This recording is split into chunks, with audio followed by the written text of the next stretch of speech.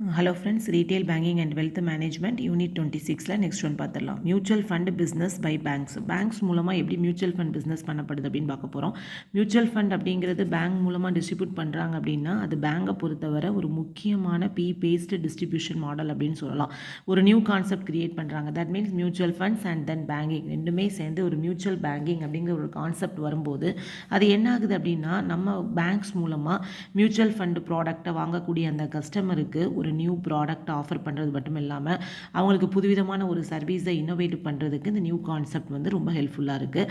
இந்த product innovations வந்து என்ன ஆகுது அப்படின்னா ஒரு பேங்க்ஸ் மூலமாக நம்ம பேங்க்கில் இருக்கக்கூடிய அக்கௌண்ட் மூலமாக நம்ம ஏதாவது ஒரு மியூச்சுவல் ஃபண்டு இன்வெஸ்ட்மெண்ட் பண்ணியிருக்கோம் அப்படின்னா அதில் ஒரு ஸ்பெசிஃபைட் லிமிட்ஸ் வரை நம்ம என்ன பண்ணிக்கலாம், அதை நம்ம வித்ட்ரா பண்ணணும் அப்படின்னா அதுக்கு என்ன பண்ணுறாங்க, மியூச்சுவல் ஃபண்டு வந்து ஒரு டெபிட் கார்டு, பிராண்டட் டெபிட் கார்டை வந்து அவங்க வந்து லான்ச் பண்ணுறாங்க. ஸோ இந்த மாதிரி ஒரு புது புது திட்டங்கள் வந்து இந்த மியூச்சுவல் ஃபண்ட் லான்ச் பண்ணிக்கிட்டு தான் இருக்காங்க. ஸோ இதனால் நிறைய கஸ்டமருக்கு இது ரொம்ப யூஸ்ஃபுல்லாக இருக்குது. ஏன்னா பேங்க்குக்கு வராங்க, அக்கௌண்ட் ஆரம்பிக்காங்க, டெபாசிட் போடுறாங்கங்கிறது மட்டும் இல்லாமல் நம்ம வெளியில் அலைய வேணாம், பேங்க்லேயே என்ன பண்ணிக்கலாம், மியூச்சுவல் ஃபண்ட் ப்ராடக்ட் இந்த மாதிரி இருக்குது அப்படின்னு ஒரு நம்ம ஸ்டாஃப் சொல்லும் போது அவங்களுக்கு ஈஸியாக வந்து அதை ப்ராடக்டை அவைல் பண்ணிக்கிறதுக்கு ரொம்ப ஈஸியாகவே இருக்குது. எல்லாமே ஒரே இடத்துல கிடைக்கிற மாதிரி. ஸோ இந்த mutual fund and then bank type வந்து கஸ்டமருக்கு ரொம்ப யூஸ்ஃபுல்லாக இருக்குது. தென் ஒரு scientifically structured business implementation model வந்து எல்லா பலவிதமான நன்மைகளை நமக்கு தந்துட்டுருக்கு அப்படின்னு தான் சொல்லலாம்.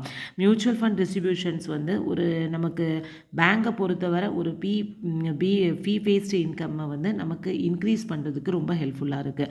And at the same time நம்ம ஒரு நியூ ஃபண்ட் ஆஃபர்ஸ் வருது அப்படின்னா நமக்கு என்னென்ன கமிஷன்லாம் கிடைக்கிது, அப்ஃப்ரண்ட் கமிஷன், அப்புறம் trial commission, mobilisation incentives, special incentive, collection charges, இது எல்லாமே நமக்கு கிடைக்குது. நம்ம செய்யக்கூடியது ஒரு சிங்கிள் அப்ளிகேஷன் தான் கொடுக்குறோம், ஆனால் நமக்கு கிடைக்கக்கூடிய வருமானம் வந்து மல்டிபிள், நிறைய வருமானம் கிடைக்குது. ஸோ இந்த மாதிரி ஒரு மியூச்சுவல் ஃபண்டில் நமக்கு பேங்குக்கு வரக்கூடிய வருமானம் வந்து அதிகமாக தான் இருக்குது. ஸோ பேங்க்ஸ் வந்து என்ன பண்ணுறாங்க அப்படின்னா இந்த மியூச்சுவல் ஃபண்டை பொறுத்தவரை ஒரு டிஸ்ட்ரிபியூஷன் சேனலாக இருக்காங்க. மியூச்சுவல் ஃபண்டு ப்ராடக்ட் என்ன அப்படின்னு அவங்க அதில் டைப் வச்சுட்டு அதை கஸ்டமருக்கு கொண்டு போய் சேர்க்கறதுல அந்த பேங்க்ஸ் வந்து ஒரு டிஸ்ட்ரிபியூஷன் சேனலாக இருக்காங்க. ஸோ பேங்கை பொறுத்தவரை நமக்கு ஒரு நல்ல ட்ரெயின்டு ஃப்ரண்ட்லைன் ஸ்டாஃப், மீன்ஸ் ஒரு கவுண்டர் ஸ்டாஃப் வந்து ஒரு நல்ல ட்ரெயின் ஆனவங்களாக இருந்தாங்கன்னா அந்த மியூச்சுவல் ஃபண்ட் ப்ராடக்ட்டை பற்றி கஸ்டமர்கிட்ட அவங்க கரெக்டாக சொல்கிறதுக்கு வசதியாக இருக்கும். அட் த சேம் டைம் அவங்க ஒரு particular type of targets, that means ஒரு 10% ஆஃப் டார்கெட்டட் கஸ்டமர்ஸ், எந்த கஸ்டமரை டார்கெட் பண்ணி நம்ம கரெக்டாக அதை மியூச்சுவல் ஃபண்டில் இது பண்ணலாம் அப்படிங்கிற மாதிரி அவங்க டார்கெட் செட் பண்ணி அதுக்கு தகுந்த மாதிரி மியூச்சுவல் ஃபண்டை வாங்க வைக்கிறதா இருக்கலாம். அண்ட் தென் என்கேஷ் பண்ணுறதுக்கு இது ரொம்ப ஹெல்ப்ஃபுல்லாக இருப்பாங்க அந்த ஸ்டாஃப்ஸை. அதே சமயம் ஒரு டேட்டா பேஸை வந்து அவங்க யூஸ் பண்ணுறாங்க. எதுக்காகனா experience marketing. So experience marketing அப்படிங்கிறது என்னென்னா அது ஒரு கஸ்டமர் சென்ட்ரிக் மார்க்கெட்டிங் அப்படின்னு சொல்லலாம். அதாவது அவங்க அதை பேஸ் பண்ணது என்ன, அவங்களோட மெயினான பேஸ் எப்படி இருக்குன்னா கஸ்டமரோட நீட்ஸு, கஸ்டமருக்கு என்ன தேவை, அதை எப்படி கொண்டு வரலாம், அவங்களோட மெயின் ஃபோக்கஸே கஸ்டமர் தான். அதை வச்சு அவங்க என்ன பண்ணுறாங்க, ஒரு எக்ஸ்பீரியன்ஸ் மார்க்கெட்டிங்கை வந்து ஃப்யூச்சர் ப்ராடக்ட்டுக்காக அவங்க கொண்டு வரதா இருக்கலாம். அண்டு தென் ஒரு ப்ராடக்ட் கோ கிரியேஷன், அதுவுமே அந்த செக்மெண்ட்ஸை பேஸ் பண்ணி ப்ராடக்ட் கோ கிரியேஷன் அப்படிங்கிறது என்ன அப்படின்னா இது வந்து ஒரு நியூ ஐடியாஸை எப்படி இன்னோவேட்டிவாக ஒரு கொண்டு வரலாம், இல்லைன்னா ஒரு நியூ ஐடியாஸை எப்படி டெவலப் பண்ணுறது ஒரு அப்படிங்கிற மாதிரி எல்லாத்தையுமே கொண்டு வர்றது தான் வந்து என்னதுன்னா கோ கிரியேஷன் அப்படிங்கிறது. ஃபாஸ்டர் டெவலப்மெண்ட்டை இம்ப்ளிமெண்ட் பண்ணுறது, மெயினாக என்ன பண்ணுவாங்க அப்படின்னா எப்படி பிளான் பண்ணலாம், இதனால் இந்த கோ கிரியேஷன் மூலமாக என்னென்ன பர்பஸ் இருக்குது, அதை எப்படி கண்டக்ட் பண்ணலாம், எப்படி எவாலுவேட் பண்ணலாம் அப்படிங்கிற எல்லாத்தையும் பொறுத்து அந்த ப்ராடக்ட் கோ கிரியேஷன் அப்படிங்கிறது ஆகுது. ஸோ இந்த மாதிரி கஸ்டமருக்கு நம்ம நான் பேங்கிங் ஃபினான்ஷியல் ப்ராடக்ட் கூட பேங்கிங் ஃபினான்ஷியல் ப்ராடக்ட், நான் பேங்கிங், தட் மீன்ஸ் பேங்க்கில் நம்ம என்ன பண்ணுவோம், அக்கௌண்ட் ஆரம்பிக்கலாம், டெபாசிட் வைக்கலாம், கிரெடிட் கார்டு கொடுக்கலாம், டெபிட் கார்டு கொடுக்கலாம். இதை தவிர பேங்க்குக்கு சம்மந்தமில்லாத மியூச்சுவல் ஃபண்டு இந்த மாதிரி மற்ற ப்ராடக்டையும் நம்ம என்ன பண்ணலாம், பேங்க்கில் வாங்கும்போது கஸ்டமருக்கு அது ரொம்ப யூஸ்ஃபுல்லாக இருக்குது. அதே சமயம் அதில் நிறைய டிஃப்ரெண்ட் ஸ்கீம்ஸ் இருக்குது. அப்போ அதில் நம்ம இன்வெஸ்ட்மெண்ட் பண்ணும்போது அதில் நமக்கு ரிஸ்க்கு எப்படி இருக்கோ அதுக்கு தகுந்த மாதிரி நமக்கு ரிட்டர்ன்ஸும் கிடைக்கிறதுக்கு நிறைய டைப்ஸ் இருக்குது. ஸோ இதில் ஃபஸ்ட் ஒன் பார்த்திங்க அப்படின்னா ப்ராடக்ட்ஸ். ஸோ அந்த ப்ராடக்ட்டை பார்த்திங்கன்னா பேங்க்கு வந்து நிறைய டைப் வச்சுருப்பாங்க. என்னென்ன ப்ராடக்ட்டை வந்து நம்ம எடுக்கலாம், டிஃப்ரெண்ட்டு மியூச்சுவல் ஃபண்ட்ஸ், அதாவது அந்த கஸ்டமருக்கு தகுந்த மாதிரி. சில கஸ்டமர் மைனராக இருப்பாங்க, சில பேர் மேஜராக இருப்பாங்க, சில பேர் சீனியர் சிட்டிசன், அந்த மாதிரி ஒவ்வொரு செக்மெண்ட்ஸுக்கு தகுந்த மாதிரி டிஃப்ரெண்ட் ப்ராடக்ட்ஸ் இருக்குது. At the same time preferences, அதாவது சில இது 5 இயர்ஸ் தான் கண்டிப்பாக லாக்இன் பீரியட் இருக்கும், சில இது ஓப்பன் எண்டடாக இருக்கும், சில இது ஒரு பர்டிகுலர் டைம் ப்ரிஃபரன்சஸ் இருக்கும். ஸோ அதை பேஸ் பண்ணி அந்த ப்ராடக்ட் வந்து டிஃப்ரென்ஷியேட் ஆகும். நம்ம நிறைய நியூ ஃபண்ட் ஆஃபர்ஸும் இருக்கும், இல்லைனா ஏற்கனவே எக்ஸிஸ்டிங் ஸ்கீம்ஸும் இருக்கும். ஆனால் எதை எடுத்தாலுமே நம்ம என்ன பண்ணணும்னா கேர்ஃபுல்லாக செலக்ட் பண்ணணும். மியூச்சுவல் ஃபண்டை பொறுத்தவரை ரொம்ப கேர்ஃபுல்லாக செலக்ட் பண்ணோம் அப்படின்னா அதில் நமக்கு நல்ல பெனிஃபிட் இருக்குன்னே சொல்லலாம். ரிஸ்க் அப்படின்னு பார்த்தீங்கன்னா பேங்க்ஸில் நம்ம டெபாசிட் போடுறோம் அப்படின்னா அதில் கண்டிப்பாக நமக்கு ரிட்டர்ன்ஸ் இத்தனை % கிடைக்கும் அப்படிங்கிறது தெரியும். ஆனால் மியூச்சுவல் ஃபண்டு ஸ்கீமை பொறுத்தவரை நமக்கு கேபிட்டல் ரிஸ்க்கும் உண்டு, ரிட்டர்ன் ரிஸ்க்கும் உண்டு. கேபிட்டல் ரிஸ்க்னா என்னது? இப்போ ஃபார் எக்ஸாம்பிள் நீங்கள் ஒரு 50,000 லம்சமில் போட்டிருக்கீங்கன்னு வச்சுக்கோங்க. 5 இயர்ஸ் கழிச்சு நீங்கள் போட்ட கேபிட்டல் எவ்வளோ? 50,000. அந்த 50,000 ரிட்டர்ன் ஆகுமா அப்படிங்கிறத நம்ம சொல்ல முடியாது. ஏன்னா இது ஷேர் மார்க்கெட்டை பொறுத்து அந்த அமௌண்ட் வந்து நமக்கு வேரி ஆகும். ஸோ அந்த நம்ம போட்ட கேபிட்டலுக்கும் நமக்கு ரிஸ்க் இருக்குது. அதே சமயம் ரிட்டர்ன் அந்த கேபிட்டலுக்கே எனக்கு ரிஸ்க்குங்கும் போது ரிட்டர்னும் எனக்கு அந்த அளவுக்கு கிடைக்குமா அப்படிங்கிறது ரிஸ்க் தான். நம்ம நிறைய விளம்பரத்தில் கூட நீங்கள் பார்ப்பீங்க, டிவியாக இருக்கலாம், எதனாலும் இருக்கும், ஆடு வரும். அதாவது கவனமாக மியூச்சுவல் ஃபண்டு சரியானது ஆனால் சந்தை அபாயங்களுக்கு உட்பட்டது அப்படிங்கிற ஒரு வேர்டை அடிக்கடி சொல்லுவாங்க. ஏன்னா நிறைய பேர் அந்த ஷேரில் வந்து நமக்கு மார்க்கெட்டில் இதாகும்போது அந்த ஃப்ளக்சுவேஷன் ஆகும்போது டக்குன்னு நமக்கு லாஸ் ஆகும் சான்ஸ் இருக்குது. ஸோ கேபிட்டலுக்கு நம்ம போட்ட கேபிட்டலுக்கும் ரிஸ்க் இருக்குது, ரிட்டர்னும் அந்தளவுக்கு கிடைக்குமாங்கிறதுக்கும் ரிஸ்க் இருக்குது.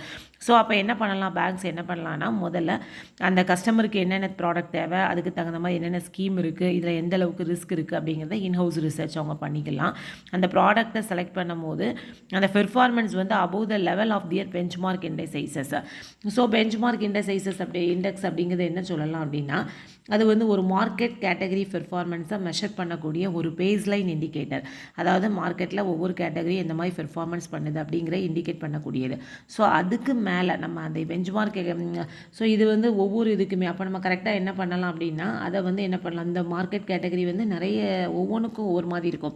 நம்ம இப்போ பார்த்தோம் large cap, small cap, mid cap அப்படிங்கிற மாதிரி பார்த்தோம். அது ஒவ்வொன்றுக்குமே இந்த பெஞ்ச்மார்க் இண்டெக்ஸஸ் வந்து டிஃப்ரென்சஸாக இருக்கும்.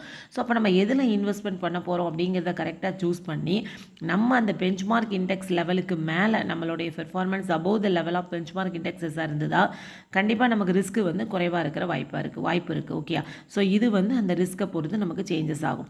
ஆப்பர்ச்சுனிட்டிஸ் அப்படின்னு பார்த்தோம் அப்படின்னா மியூச்சுவல் ஃபண்டில் நம்ம எதுக்கு இன்வெஸ்ட்மெண்ட் பண்ணுறோம்? நமக்கு ரிட்டர்ன் நல்லா அதிகமாக கிடைக்குது அப்படிங்கிறதுக்காக தான். இப்போ டெபாசிட்ஸில் 6% கிடைக்குது அப்படிங்கன்னா மியூச்சுவல் ஃபண்டில் நமக்கு எப்படி கிடைக்கலாம்? 12 to 13% நம்ம ஷேராக சொல்லலாம். அதை விட அதிகமாக இன்க்ரீஸ் ஆகும்னு சொல்லலாம், சப்போஸ் திடீர்னு டிக்ரீஸும் ஆகலாம். ஸோ அப்போ நமக்கு வெல்த் அதிகமாக நமக்கு ரிட்டர்ன்ஸ் வரப்போகுது அப்படிங்கிறதுக்காக நான் இன்வெஸ்ட்மெண்ட் பண்ணுறேன்.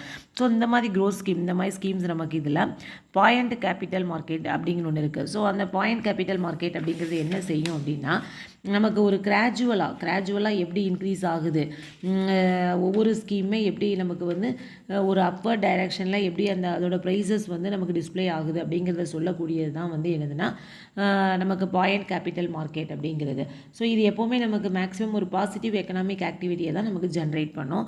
ஸோ இந்த இதில் வந்து நம்ம என்ன பண்ணலாம்னா ஒரு நிறைய நல்ல ஒரு கேபிட்டலும் நமக்கு ஒரு நல்ல இது கிடைக்கும், ரிட்டர்ன்ஸும் நல்லா கிடைக்க வாய்ப்பு இருக்குது. அப்போ என்ன பண்ணலாம் அப்படின்னா ப்ரொஃபஷனல் ஃபண்ட் மேனேஜர்ஸ் என்ன பண்ணுவாங்க, இந்த ஆப்பர்ச்சுனிட்டிஸை என்ஹான்ஸ் பண்ணி அதில் இன்வெஸ்ட் பண்ணி அதுக்கு தகுந்த மாதிரி அவங்க பெட்டர் ரிட்டர்ன்ஸை வந்து நம்ம கொடுப்பாங்க. ஸோ ஒரு ப்ராடக்டை நம்ம அந்த பெஞ்ச்மார்க் நம்ம ஆல்ரெடி பார்த்தோம், பெஞ்ச்மார்க் இண்டெக்ஸஸ்னால் என்ன, அதை விட நமக்கு அதிகமாக இருக்கும்போது நமக்கு பெட்டர் ரிட்டர்ன்ஸ் கிடைக்க கண்டிப்பாக வாய்ப்பு இருக்குது. அதே சமயம் ஒரே ஒன்று தாங்க, நீங்கள் மியூச்சுவல் ஃபண்டை பொறுத்தவரை லாங் டேர்ம் போட்டிங்கன்னா கண்டிப்பாக நமக்கு இன்க்ரீஸ் த ரிட்டர்ன் எக்ஸ்பெக்டேஷன் வந்து நம்ம கண்டிப்பாக எதிர்பார்க்கலாம். மியூச்சுவல் ஃபண்டை பொறுத்தவரை லாங் டேர்ம் வந்து நமக்கு லாபம் தான். ஸோ ஒரு நமக்கு அந்த பெஞ்ச்மார்க் இண்டெக்ஸை விட நமக்கு அதிகமாக இருக்கும்போது நமக்கு ரிட்டர்ன் எக்ஸ்பெக்டேஷன் எப்படி இருக்கும்? அதிகமாக இருக்கும். தென் நெக்ஸ்ட் ஒன் பார்த்தீங்க அப்படின்னா பீப்புள் வந்து யார் முதல்ல இதில் இன்டர்னல் அண்ட் எக்ஸ்டர்னல் கஸ்டமர்ஸ். இன்டர்னல்னால் யாருன்னா ஸ்டாஃப். ஏன்னா நம்ம ஸ்டாஃப் தான் என்ன பண்ண போகிறோம், அந்த மியூச்சுவல் ஃபண்டு ஸ்கீமை பற்றி நம்ம எக்ஸ்டர்னல் கஸ்டமருக்கு சொல்ல போகிறோம். எக்ஸ்டர்னல் யார்? வெளியிலேருந்து வர்ற கஸ்டமர். ஸோ அந்த ப்ராடக்ட்டை நம்ம விற்கிறோம் அப்படின்னா ஒரு ஸ்டாஃப் தான் யார் அந்த ப்ராடக்ட்டை பற்றி தெளிவாக சொல்லுவாங்க, இந்த ப்ராடக்ட் எப்படி அப்படிங்கிறது. ஸோ நம்ம கரெக்டாக அவர் வந்து ஒரு கஸ்டமரை நம்ம வந்து டார்கெட் பண்ணி கரெக்டாக அவங்களுக்கு எந்த ஸ்கீம் என்ன வேணும் அப்படிங்கிறத புரிஞ்சுக்கிட்டு அதுக்கு தகுந்த மாதிரி ஒரு ஸ்டாஃப் சொல்லிட்டாங்க அப்படின்னா எப்பேற்பட்ட ஆளும் என்ன பண்ணிடுவாங்க, அந்த ஸ்கீமில் நமக்கு அப்ளை பண்ணிடுவாங்க. ஸோ அப்போ அதுக்கு தகுந்த மாதிரி ஒரு திறமையான மார்க்கெட்டிங் ஸ்டாஃபை நம்ம ஃபஸ்ட்டு செலக்ட் பண்ணணும். ஏன்னா அவங்க நிறைய ஸ்கீம்ஸ் நிறைய பேர் சொன்னாலுமே சில பேர் சொல்லும் போது அவங்க அக்செப்ட் பண்ணிக்க நிறைய வாய்ப்பு இருக்குது. ஸோ அந்த மார்க்கெட்டிங் ஸ்டாஃப் வந்து கரெக்டான ஒரு ரைட் ஆப்டிடியூட் அண்ட் ஆட்டிடியூடாக இருந்தால் அவங்க கண்டிப்பாக என்ன பண்ணுவாங்க, அந்த எக்ஸ்டர்னல் கஸ்டமர் மீன்ஸ் அந்த ஸ்கீமை வாங்குறவங்க. ஸோ அவங்க வந்து எனக்கு அவங்களோட ட்ரிகர் பண்ணலாம், அவங்களுக்கு உள்ள வந்து சரி வாங்கணுங்கிற எண்ணத்தை வந்து உருவாக்குற மாதிரி இருக்கும். ஸோ நம்ம இன்டர்னல் ஸ்டாஃப்ஸ் வந்து ரொம்ப ரொம்ப முக்கியமானது. அப்போ தான் நம்ம என்ன பண்ண முடியும், அதை கரெக்டாக சோல்வ் பண்ண முடியும். ஸோ இதான் பீப்புள்ஸ். நெக்ஸ்ட் ஒன் பார்த்தீங்க அப்படின்னா ஆப்படைட் அப்படிம்போம். அதாவது ரிஸ்க் ஆப்படைட் அப்படின்னே சொல்லலாம். இது வந்து என்ன ஆகும் அப்படின்னா முதல்ல ரிஸ்க் ஆப்படைட் அப்படிங்கிறது என்ன அப்படின்னு பார்த்தீங்கன்னா, ஒரு பர்சன் இருக்கார், அவர் இன்வெஸ்ட்மெண்ட் பண்ணியிருக்காரு. ஸோ அந்த இன்வெஸ்ட்மெண்ட்டில் இருந்து அவருக்கு வந்து ஏதோ லாஸ் ஆக போகுது அப்படின்னா, அவர் வந்து அந்த அதை டாலரேட் பண்ணக்கூடிய ஒரு வில்லிங்னஸ் இருக்குது பார்த்தீங்களா, அதுதான் ரிஸ்க் ஆப்படைட் அப்படின்னே சொல்லலாம். ஸோ அப்போ வந்து அது நமக்கு ரிஸ்க்கை பொறுத்தவரை ஒவ்வொரு கஸ்டமர்ஸுக்கும் ஒவ்வொரு ஸ்கீமுக்கு பொறுத்த மாதிரி டிஃப்ரெண்ட்டாக தான் இருக்கும். ஸோ ஃபார் எக்ஸாம்பிள் நமக்கு கொடுத்துருக்காங்க ரூரல் அஃப்ளூவன்ட் கஸ்டமர், ஒரு கிராமத்தில் இருக்கக்கூடிய ஒரு பணக்கார கஸ்டமர் இருக்கார். ஆனால் அவருக்கு வரக்கூடிய அந்த ரிஸ்க்கு வந்து எப்படி இருக்குன்னா, அர்பன் கஸ்டமரை விட நமக்கு வந்து ரிஸ்க் அப்படைட் வந்து கம்மியாக தான் இருக்கும். ஏன்னா அர்பனில் உள்ளவங்களுக்கு ஓரளவுக்கு தெரியும் இந்த மாதிரி இதாக போகுது, நம்ம இதுக்கு தகுந்த மாதிரி இருந்துக்கலாம். ரூரலில் உள்ளவங்களுக்கு வந்து அந்தளவுக்கு இது இருக்காது, அந்தளவுக்கு வில்லிங்னஸ் வந்து அவங்களோட இன்வெஸ்ட்மெண்ட் லாஸை வந்து அக்செப்ட் டாலரேட் பண்ணிக்க முடியாது. ஸோ அந்த மாதிரி இருக்கிறது தான் வந்து என்னென்னா ரிஸ்க் அப்படைட் அப்படின்னு சொல்லலாம். ஜியோகிராஃபி அப்படிங்கிறது என்னென்னா, பேங்க்ஸோ மியூச்சுவல் ஃபண்ட்ஸோ வந்து நிறைய டிஸ்ட்ரிபியூஷன் மாடல் வச்சுருக்காங்க. அவங்க அந்த ஃபுல்லாக அந்த பேங்கோட ஜியோகிராஃபி ஃபுல்லாகவே கரெக்டாக அட்வான்டேஜ் ஏற்படுத்துகிற மாதிரி நிறைய வச்சுருக்காங்க. ஸோ அதில் single tie-up model and multi tie-up model இருக்குது. சிங்கிள் டைஅப் மாடல் அப்படிங்கிறது என்னென்னா, அந்த ஐடியா வந்து எப்படி இருக்குன்னா, அவங்க ஃபுல்லாகவே ஜியோகிராஃபி அந்த இடம் ஃபுல்லாகவே அந்த ப்ராடக்ட்டை செல் பண்ணுற மாதிரி இருக்கும். மல்டி டைஅப்புங்கிறது ஒரு பார்டர்ஸ் வச்சுக்குவாங்க. தட் மீன்ஸ் யாருக்கு எந்த ப்ராடக்ட்டை கொடுக்கலாம், யார்கிட்ட எதை விற்றா லாபம் கிடைக்கும் அப்படிங்கிற மாதிரி ஒரு இதை தனக்குன்னு ஒரு பார்டர் வச்சுட்டு அதுக்கு தகுந்த மாதிரி பண்ணுறது தான் மல்டி டைஅப். ஸோ பேங்க்ஸ் வந்து கரெக்டாக அந்த டிஸ்ட்ரிபியூஷன் டிசைனை பேஸ் பண்ணி அந்த கரெக்டான ஒரு பிராண்ட் ஈக்விட்டி அண்ட் ஒரு கரெக்டான மியூச்சுவல் ஃபண்டை எடுத்து யாருக்கு எது வேணும் அப்படிங்கிறத கரெக்டாக சூஸ் பண்ணிட்டாங்க அப்படின்னா அவங்களுக்கு கரெக்டாக பெனிஃபிட் கிடைக்கிறதுக்கு நிறைய சான்சஸ் இருக்குது. ஸோ ஃபஸ்ட்டு ஒரு பேங்க் என்ன பண்ணணும்னா, கரெக்டாக டிசைட் பண்ணணும் எந்த பிரான்ச்சஸில் நம்ம இது பண்ணால் நிறைய போகும், எந்த மாதிரி ஸ்கீம்ஸ் நமக்கு அவங்களுக்கு சேல் பண்ண முடியும் அப்படிங்கிறது தெரியுது. ஏன்னா எல்லா பிரான்ச்சஸ்லையுமே எல்லா மியூச்சுவல் ஃபண்ட் ஸ்கீம்ஸும் போகும் சொல்ல முடியாது. சம் பிரான்ச்சஸ் வந்து நிறைய கஸ்டமர்ஸ் வில்லிங்காக இருப்பாங்க அதை வாங்குறதுக்கு. ஸோ பேங்க்ஸ் கரெக்டாக டிசைன் பண்ணி அவங்களுக்கு அதுக்குள்ளே அவேர்னஸ் இருக்கணும். அந்த ஸ்டாஃபாக இருக்கட்டும், அவங்களுக்கு அந்த மியூச்சுவல் ஃபண்டுக்குள்ளே அவேர்னஸ் இருக்கணும். அப்போ தான் நம்ம கரெக்டான ஸ்கீமை பற்றி கரெக்டான பர்சன்ட்டை பேச முடியும். ஸோ தென் இது வந்து rural, semi urban, urban and metro நிறைய இடத்துல பிரான்ச்சஸ் இருக்கும். அந்த கஸ்டமர் செக்மெண்ட்ஸுக்கு தகுந்த மாதிரி நம்ம கரெக்டாக அதை எஸ்டாப்ளிஷ் பண்ணணும். அண்ட் தென் பார்த்திங்கன்னா, ஒரு ஜியோகிராஃபி ப்ராப்பரான ஒரு ஜியோகிராஃபி ஸ்ட்ராட்டஜி என்ன சொல்லுது அப்படின்னா, நம்ம ஸ்மூத்தான எந்தவித பிரச்சனையும் இல்லாத ஒரு கஸ்டமர் பெனிட்ரேஷன் அண்ட் தென் நம்மளோட சேல்ஸ் வேல்யூமை இன்க்ரீஸ் பண்ணோம், இதெல்லாமே அதுதான் வந்து ஒரு ப்ராப்பரான ஜியோகிராஃபி ஸ்ட்ராட்டஜி அப்படின்னு சொல்லலாம். ஸோ இந்த மாதிரி இருந்தால் நமக்கு அந்த மியூச்சுவல் ஃபண்ட் ஸ்கீம்ஸை சேல் பண்ணுறது வந்து இன்க்ரீஸ் ஆகும். தென் நெக்ஸ்ட் ஒன் பார்த்தீங்க அப்படின்னா ஆட்ரிபியூட்ஸ். ஸோ இந்த ஆட்ரிபியூட்ஸ் ஆஃப் ப்ராடக்ட்ஸ் அப்படிங்கிறது எதுலேருந்து முதல்ல க்ரியேட் பண்ணப்படுதுன்னா, product structuring and then investment objectives, அது மூலமாக தான் அதுதான் பேஸ் பண்ணியிருக்கு. ஸோ ஒரு ப்ராடக்ட் ஆட்ரிபியூட் அப்படிங்கிறது என்ன அப்படின்னு சொல்லலாம் அப்படின்னா, ஒரு ப்ராடக்ட்டை டிஸ்கிரைப் பண்ணக்கூடிய அதோட கேரக்டரிஸ்டிக்ஸ் என்ன, ஃபீச்சர்ஸ் என்ன அப்படிங்கிறத ஒரு டிஸ்கிரைப் பண்ணக்கூடியது தான் என்னது ஒரு ப்ராடக்ட் ஆட்ரிபியூட்ஸ் அப்படிங்கிறது. தென் இதில் வந்து நமக்கு சம் ப்ராடக்ட் ஆட்ரிபியூட்ஸ் கொடுத்துருக்காங்க. Growth schemes, income schemes, balance schemes and index schemes. இது எல்லாமே என்ன பண்ணணும்னா, ஒரு ப்ராடக்ட்டை கரெக்டாக டிஸ்கிரைப் பண்ணக்கூடிய ஒரு ப்ராடக்ட் ஆட்ரிபியூட்ஸு. அதே சமயம் monthly income plan and systematic investment plan, இது எல்லாமே நமக்கு ரிட்டர்ன் அண்ட் தென் இன்வெஸ்ட்மெண்ட். ஏன்னா நம்ம ஒரு சிப் மூலமாக போடுறோம் அப்படின்னா நமக்கு அதில் ரிட்டர்ன்ஸ் கிடைக்கும். அதே சமயம் அது இன்வெஸ்ட்மெண்ட் பண்ணக்கூடிய ஒரு ஆட்ரிபியூட்ஸு. ஸோ இது கண்டிப்பாக தெரிஞ்சிருக்கணும், முக்கியமான ஒன் வேர்ட்ஸு. ஸோ நம்ம ஒரு ஆட்ரிபியூட்ஸு நம்ம பண்ணுறோம் அப்படின்னா கரெக்டான அந்த இம்பேக்ட் நமக்கு எப்போ கிடைக்கும், நம்ம இன்வெஸ்ட்மெண்ட் பண்ணக்கூடிய ஒரு கஸ்டமருக்கு கரெக்டான கம்யூனிகேஷன் கொடுக்கணும். அந்த ஸ்கீமை பற்றி எதனாலும் கேட்டாலும் நம்ம தெளிவாக சொல்லணும். அப்போ தான் நமக்கு அந்த கஸ்டமர் சாட்டிஸ்ஃபை ஆவார். இல்லை அப்படின்னா அந்த கஸ்டமருக்கு என்ன ஆகும், டிஸ்சாட்டிஸ்ஃபேக்ஷன் ஆகும். ஸோ ஒரு ப்ராடக்ட்டை ஆட்ரிபியூட் பண்ணக்கூடியதுக்கு இதெல்லாம் தேவை. தென் ட்ரைனிங் அப்படின்னு பார்த்தீங்கன்னா, ஒரு மியூச்சுவல் ஃபண்ட் டிஸ்ட்ரிபியூஷனில் ரொம்ப ரொம்ப முக்கியமானது என்னதுன்னா ட்ரைனிங் தாங்க. ஏன்னா இந்த teaching of the mutual funds, ஒரு நம்ம ஸ்டாஃப் இவங்க தான் இந்த மியூச்சுவல் ஃபண்டை சேல் பண்ண போகிறாங்க அப்படின்னா அவங்களுக்கு கண்டிப்பாக மியூச்சுவல் ஃபண்டுனா என்ன, மியூச்சுவல் ஃபண்டில் என்னென்ன நுணுக்கங்கள்லாம் இருக்குது அப்படிங்கிறது எல்லாமே நம்ம அவங்களுக்கு தெளிவாக தெரிஞ்சிருக்கணும். அப்படி தெரிஞ்சிருந்தால் மட்டும்தான் அது போய் வந்து என்ன செய்யும், எக்ஸ்டர்னல் கஸ்டமர், தட் மீன்ஸ் அதை வாங்குகிற கஸ்டமரை போய் ரீச் ஆகும். அப்போ என்ன பண்ணுறாங்க அப்படின்னா, ஒரு சர்டிஃபிகேட் ப்ரோக்ராம் இதுக்குன்னு இருக்குது. That means association of mutual funds in India. So இந்த சர்டிஃபிகேட் ப்ரோக்ராமை எந்த ஸ்டாஃப் கம்ப்ளீட் பண்ணுறாங்களோ இவங்க வந்து என்ன பண்ணுறாங்க, இந்த மாதிரி மியூச்சுவல் ஃபண்டை வந்து அதிகமாக சேல் பண்ணி எக்ஸ்டர்னல் கஸ்டமர்ஸை கரெக்டாக அப்ரோச் பண்ணுறாங்க அப்படிங்கிறாங்க. ஸோ இதை வந்து நம்ம கரெக்டாக அந்த டார்கெட் இது வந்து அந்த இன்வெஸ்டர்ஸ் வந்து மெயினான அவங்களுக்கு வந்து கரெக்டாக ரீச் பண்ணுறதுக்கு எந்த இன்வெஸ்டர்ஸ் அப்படிங்கிறத டார்கெட் பண்ணி அவங்களுக்கு சாட்டிஸ்ஃபேக்ஷன் பண்ணுறதுக்கு வந்து இந்த சர்டிஃபிகேட் முடித்தவங்க வந்து ரொம்ப நல்லாவே பண்ணுறாங்க அப்படின்னு சொல்லலாம். ஸோ பேங்க்ஸுமே வந்து என்னதுன்னா ஒரு டிஸ்ட்ரிபியூஷன் அப்ஜெக்டிவாக அச்சீவ் பண்ணணும் அப்படின்னா ஒரு நல்ல ட்ரைனிங் அப்ஜெக்டிவ்ஸ் வந்து ரொம்ப ரொம்ப முக்கியமானது. இந்த நெக்ஸ்ட் ஒன் பார்த்திங்க அப்படின்னா எஜுகேஷன் அப்படிங்கிறது என்ன, ஒரு எக்ஸ்டர்னல் கஸ்டமருக்கு தட் மீன்ஸ் அந்த ப்ராடக்டை வாங்க வர்றவருக்கு மியூச்சுவல் ஃபண்டுனா என்ன, மியூச்சுவல் ஃபண்டை பற்றி மியூச்சுவல் ஃபண்ட் இன்வெஸ்ட்மெண்ட்டில் என்னென்ன நுணுக்கங்கள்லாம் இருக்குது, எப்படி இன்வெஸ்ட்மெண்ட் பண்ணால் நமக்கு லாபம் கிடைக்கும், எதில் ரிஸ்க் அப்படிங்கிற எல்லாத்தையும் பற்றி நம்ம என்ன பண்ணணும் தெளிவாக சொல்லிட்டோம் அப்படின்னா அதுதான் ஒரு டிஸ்ட்ரிபியூஷனில் கிடைக்கக்கூடிய ஒரு மிகப்பெரிய சக்ஸஸான ஒன்று அப்படின்னு சொல்லலாம். ஸோ கஸ்டமர்ஸ் என்ன பண்ணுவாங்க, பேங்குக்கு வந்தாலே ஸ்டாஃப்டே எல்லாத்தையும் செய்யணும்னு எதிர்பார்ப்பாங்க. நமக்கு அது தெரிஞ்சது தான். ஒரு பாஸ்புக் ஒரு பணம் போடணுமா இதை செலானை ஃபில் பண்ணித்தாங்க, அந்த மாதிரி நம்மகிட்ட தான் எதிர்பார்ப்பாங்க. ஸோ இதுவுமே அவங்க என்ன பண்ணுவாங்கன்னா ஒரு ஸ்டாஃபே என்ன பண்ணலான்னா அவங்களுக்கு ஹெல்ப் பண்ணணும் அப்படிங்கிற மாதிரி அவங்க எக்ஸ்பெக்ட் பண்ணுவாங்க. இருந்தாலுமே நம்ம அவங்களுக்கு எஜுகேட் பண்ணணும். அவங்க ஒரு கரெக்டான இன்வெஸ்ட்மெண்ட்டில் இன்வெஸ்ட்மெண்ட் பண்ணணும் அப்படின்னா அந்த risk return appetite, life cycle and wealth cycle இதை எல்லாத்தையும் பேஸ் பண்ணி அவங்க எப்படி இன்வெஸ்ட்மெண்ட் பண்ணணும் அப்படிங்கிறத ஒவ்வொரு சேல்ஸ் ஸ்டாஃப்மே அந்த கஸ்டமருக்கு எக்ஸ்டர்னல் கஸ்டமருக்கு அதை வாங்க வர்றவங்களுக்கு கண்டிப்பாக எஜுகேட் பண்ணணும். அண்ட் தென் அவங்களுக்கு கரெக்டான ட்ரைனிங் கொடுக்கணும். இந்த எஜுகேஷன் வந்து நமக்கு கண்டினியூஸ் பேசிஸ் தொடர்ச்சியாக போய்கிட்டே இருக்கிற மாதிரி இருக்கணும். சரியா? ஸோ இது எல்லாமே நமக்கு தெரிஞ்சிருக்கணும். ஒன் வேர்ட்ஸில் கரெக்டாக கேட்பாங்க என்னென்ன இருக்குது அப்படிங்கிறது. Product, risk, opportunities, people, appetite, geography and then attributes and then training. ஓகேயா? Training, educations. தென் பார்த்தீங்கன்னா அந்த ப்ராபகேட் மாடலை வந்து நம்ம டெவலப் பண்ணி இம்ப்ளிமெண்ட் பண்ணோம் அப்படின்னா பேங்கை பொறுத்தவரை நம்ம என்ன பண்ணலாம், ஒரு மியூச்சுவல் ஃபண்ட் ஸ்கீமை நல்லா பெட்டராகவே மொபிலைசேஷன் பண்ணலாம். ப்ராபகேட் அப்படிங்கிறது ஒன்றும் இல்லைங்க. P for product, R for risk, O for opportunity, P for people, A for appetite, G for geography and then A for attribute, T for training, E for education. இதுதான் அந்த propagate அப்படிங்கிறது. So இதை follow பண்ணோன்னா பேங்குகளை ரொம்ப better mobilisation பண்ண முடியும்.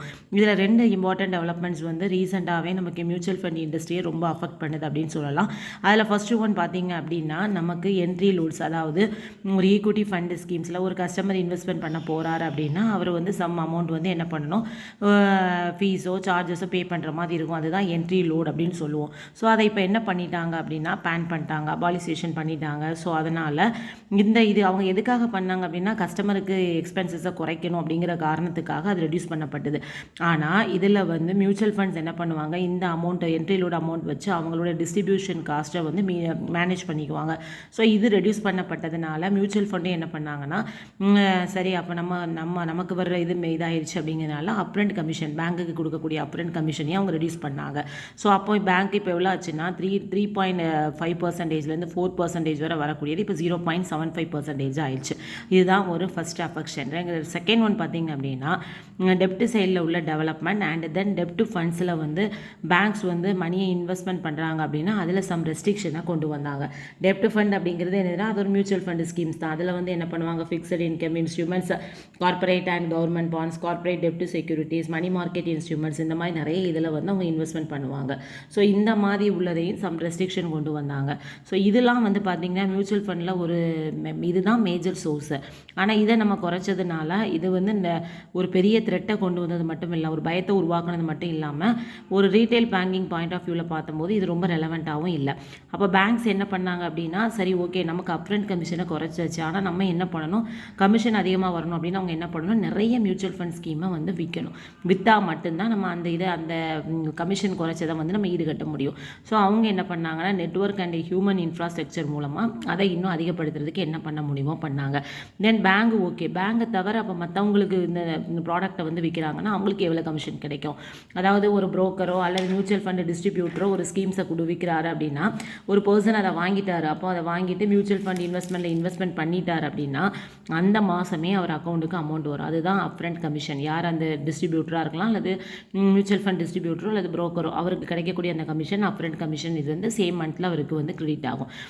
தென் trial அது வந்து 75 to 100 basis points. And then இது வந்து ரெண்டாவது பார்த்தீங்கன்னா trial commission 50 to 60 basis points. Trial commission அப்படிங்கிறது என்ன அப்படின்னா ஒவ்வொரு வருஷமும் இது கொடுப்பாங்க. Is paid every year. So இது வந்து என்ன எப்போ வரும்னா அவர் எப்போ அந்த மியூச்சுவல் ஃபண்டு ஸ்கீமை க்ளோஸ் பண்ணி பணத்தை எடுக்கிறாரோ அது வரை எவ்ரி இயர் இந்த அமௌண்ட் வந்து பே பண்ணப்படும். ஓகே. ஸோ இந்த கமிஷன்ஸுமே என்ன பண்ணுச்சு, இதை பேங்கை தவிர மற்றவங்களுக்கு உள்ள பேசிஸ் பாயிண்ட்ஸ் இருந்தாலுமே பேங்க் வந்து இப்போ என்ன பண்ணுறாங்க, நிறைய ஃபீஸ் இது இந்த மியூச்சுவல் ஃபண்டை பொறுத்தவரை பேங்குக்கு ஒரு ஃபீ பேஸ்டு இன்கம் அப்படின்னே சொல்லலாம். இதில் ஆர்பிஐ என்னென்ன கைட்லைன்ஸ்லாம் மியூச்சுவல் ஃபண்ட் பிஸ்னஸில் சொல்லியிருக்காங்க அப்படின்னா, மியூச்சுவல் ஃபண்ட் பிஸ்னஸ் வந்து ஒரு சூப்பர் சப்சிடியாவோ இல்லை ஒரு ஜாயிண்ட் வெஞ்சராக இருக்கிறத தவிர மற்றபடி பேங்க்ஸ் வந்து எந்த விதமான மியூச்சுவல் ஃபண்ட் பிஸ்னஸ்லேயும் ரிஸ்க் பார்ட்டிசிபேஷனை அவங்க எடுக்கக்கூடாது. அது வந்து அந்த மியூச்சுவல் ஃபண்டு தான் பார்த்துக்குமே ஒழிய பேங்க் எந்த விதமான ரிஸ்க்லேயும் பார்ட்டிசிபேட் பண்ணக்கூடாது. அண்ட் தென் செகண்ட் ஒன் பார்த்தீங்க அப்படின்னா, இப்போ வந்து பேங்க் வந்து ஏதோ ஒரு மியூச்சுவல் ஃபண்ட் ஸ்கீமை ஸ்பான்சர் பண்ணுதுன்னு வச்சுக்கோங்க. அப்போ அந்த ஸ்பான்சர் மியூச்சுவல் ஃபண்ட் என்ன பண்ணக்கூடாது, அந்த ஸ்பான்சர் செய்கிற பேங்கோட பேரை வந்து தன்னோட ஸ்கீமில் வந்து ஒரு பேராக வந்து என்ன செய்யக்கூடாது, யூஸ் பண்ணிக்கக்கூடாது. ஸோ இப்போ ஏதாவது ஒரு புதிய நியூ ஸ்கீம்ஸ் வந்து ஏதாவது அவங்க வந்து அறிமுகப்படுத்துகிறாங்க அப்படின்னா அந்த ஸ்கீம்ஸில் வந்து ஒரு கஸ்டமர் யாரோ இன்வெஸ்ட்மெண்ட் பண்ண போகிறார் அப்படின்னா அதில் ஏதாவது ஒரு அவங்களுக்கு லாபமோ நட்டமோ எதுனாலும் வரலாம். ஸோ அது எது வந்தாலுமே லாஸாரும் வரலாம், இல்லைன்னா எந்த பிரச்சனை வந்தாலுமே அதுக்கு பேங்கு வந்து எந்த விதமான பொறுப்பும் கிடையாது, பொறுப்பேற்காது. அப்படிங்கிற ஒன்றை வந்து அவங்க என்ன பண்ணணும், கரெக்டாக வந்து அந்த ஸ்கீம்ஸில் வந்து அவங்க சொல்லியிருக்கணும். ஏன்னா பேங்க் ஸ்பான்சர் பண்ணதுனால பேங்கு தான் பொறுப்புன்னு கிடையாது. ஸோ அதனால் நான் பேங்கு வந்து பொறுப்பேற்காது அப்படிங்கிறத ஒன்று வந்து கண்டிப்பாக அந்த இது வந்து அவங்களுக்கு தெரிஞ்சிருக்கணும் அந்த கஸ்டமருக்கு. அண்ட் தென் இதில் பேங்க்ஸ் வந்து ஒரு மியூச்சுவல் ஃபண்டில் ஒரு ஏஜென்சியாக ஆக்டிவேட் பண்ணுறாங்கன்னு பார்த்தோம். இதில் என்னென்ன அடிஷ்னல் கண்டிஷன்ஸ்லாம் அவங்க ஃபாலோ பண்ணணும் அப்படின்னு பார்த்தீங்கன்னா, ஃபஸ்ட்டு ஒன்ஸ் வந்து ஒரு இன்வெஸ்டர் வந்து மியூச்சுவல் ஃபண்டு யூனிட்ஸை வந்து வாங்குறதுக்கு அப்ளிகேஷன் கொடுத்துருக்காரு, இல்லைன்னா அதை சேல் பண்ணுறதுக்கு கொடுத்துருக்காரு அப்படின்னா அவங்க அதை என்ன பண்ணிடணும், உடனே வாங்கி மியூச்சுவல் ஃபண்டுக்கோ ரெஜிஸ்ட்ரேருக்கோ ட்ரான்ஸ்ஃபர் ஏஜென்ட்ஸுக்கோ அந்த இன்வெஸ்டர்ஸோட அப்ளிகேஷனை ஃபார்வர்ட் பண்ணிடணும்.